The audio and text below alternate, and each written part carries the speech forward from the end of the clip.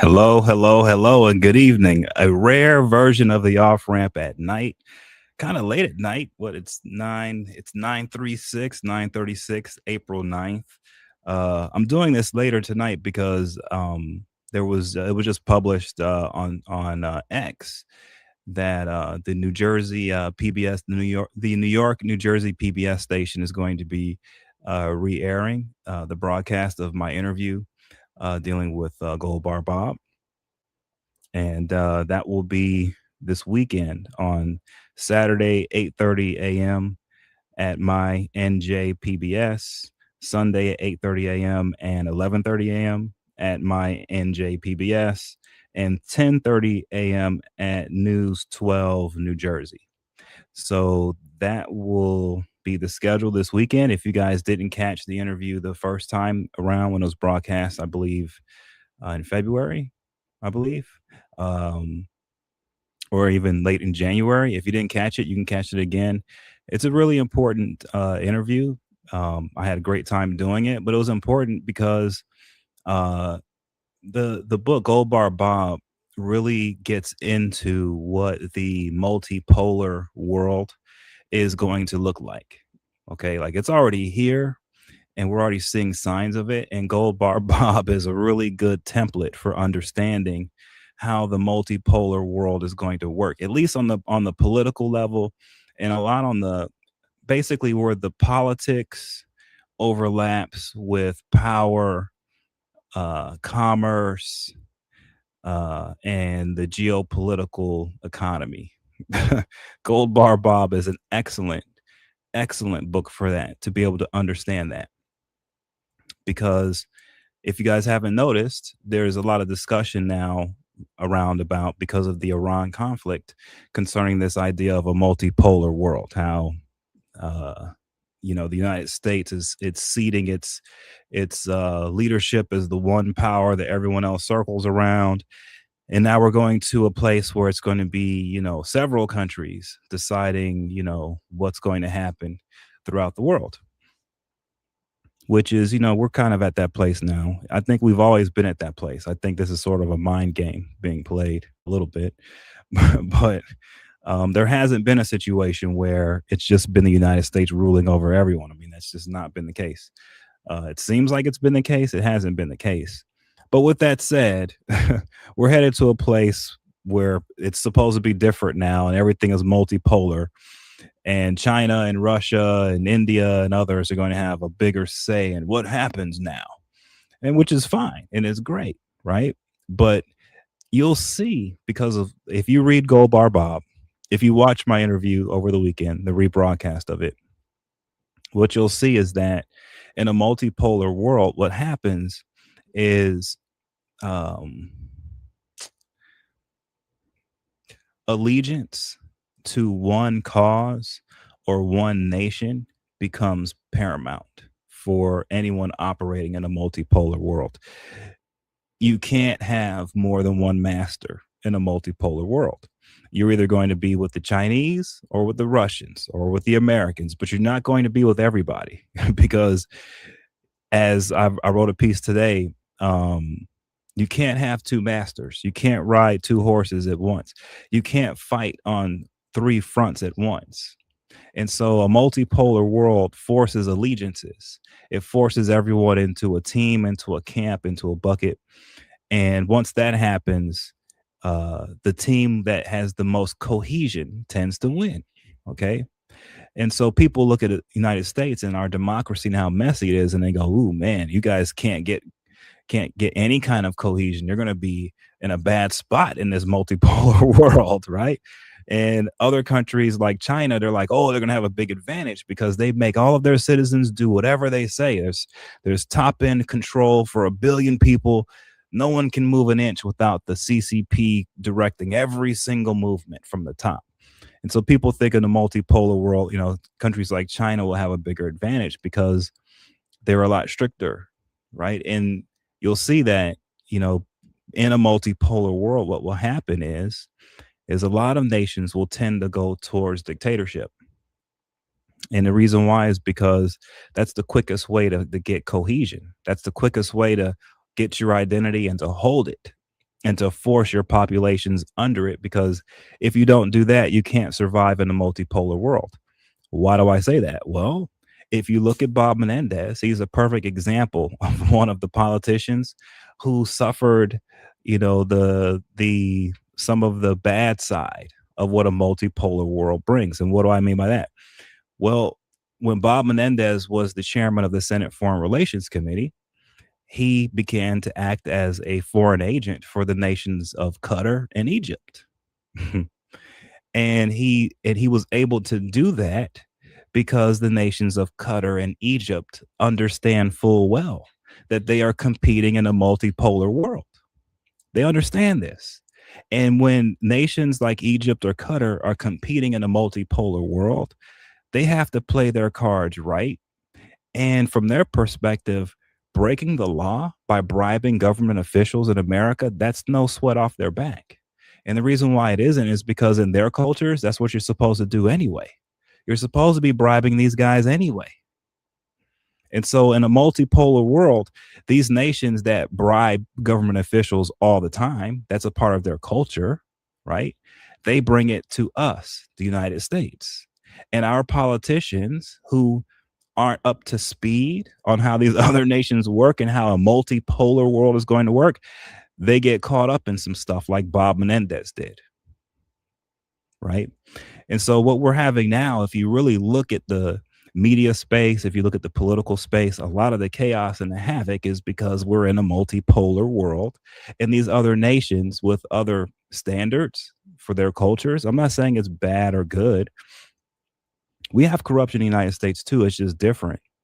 But these other cultures bring their style of corruption to us.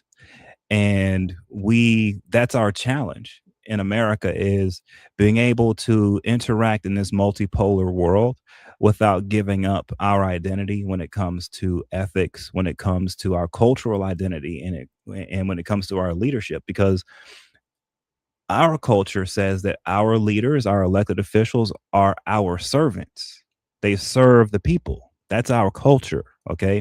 In a multipolar world, our servants that we elect are forced to work with elected officials from, or dictatorial officials from other nations, who come in, and their people haven't elected them or put them in high office to be servants to the people. They're being put in high office in those cultures to be leaders, and in some cases to be brutal leaders.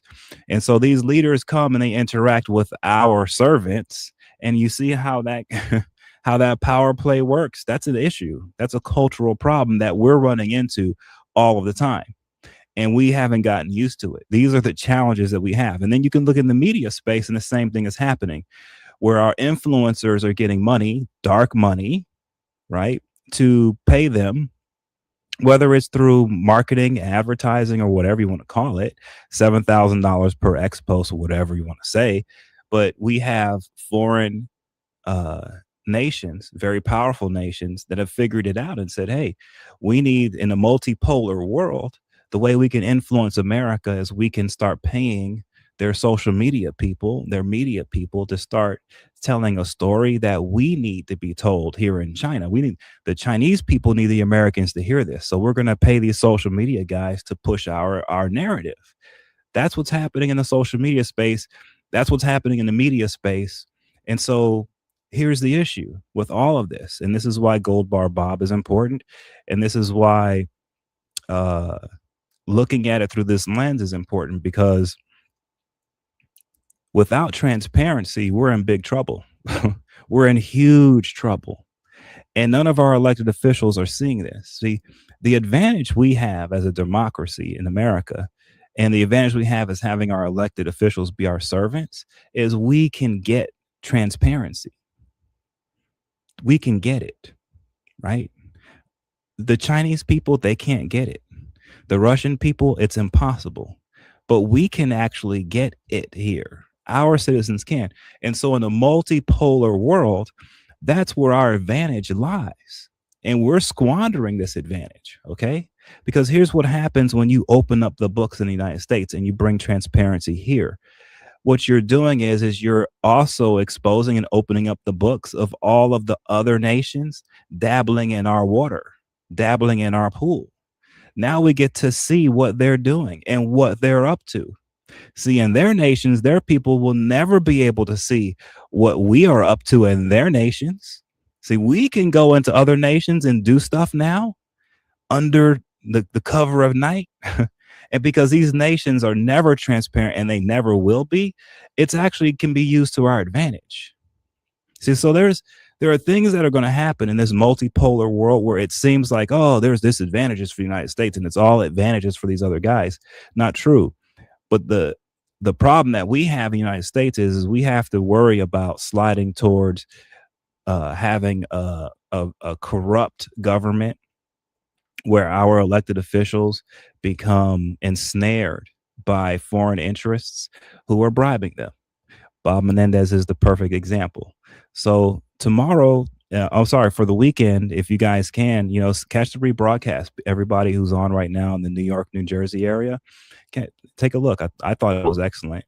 You had a good time with it. And if you get a chance, you go buy a copy of the book. Get Gold Bar Bob. You can get it anywhere, and it's sold everywhere around the world.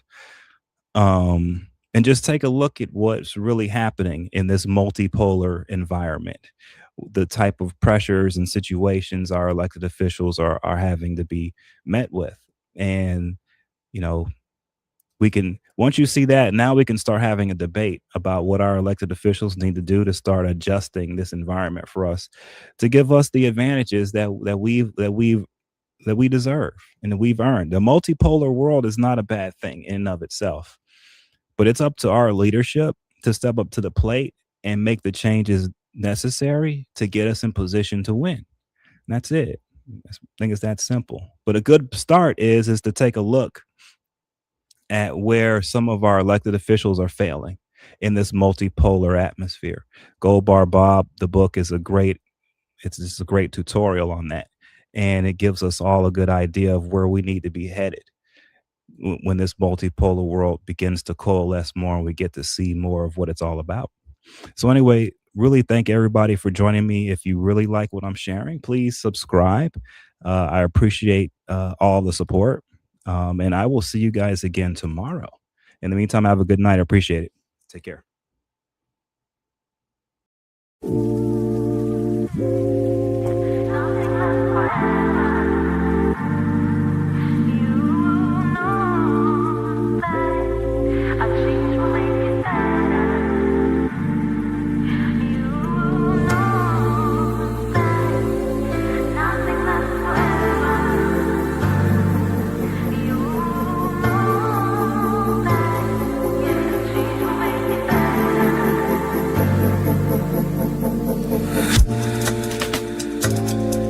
Now I'ma put it down like that. I'm leaving, I ain't coming back.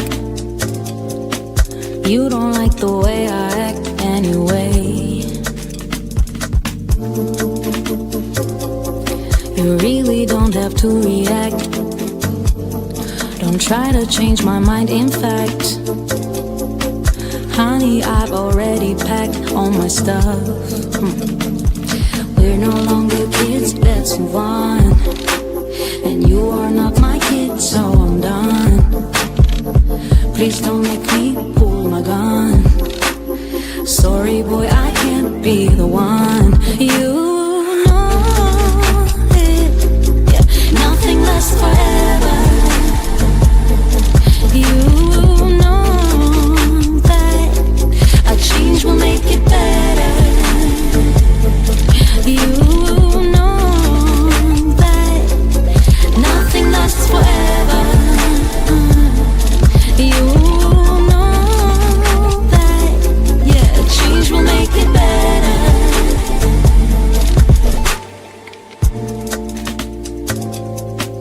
There's no one to blame, you see. Maybe we're not meant to be. There are plenty more fish in the sea anyway.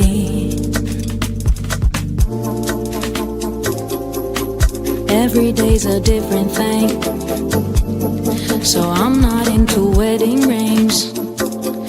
It ain't personal, it's the way I think. Yeah. You know it, nothing lasts forever, and you know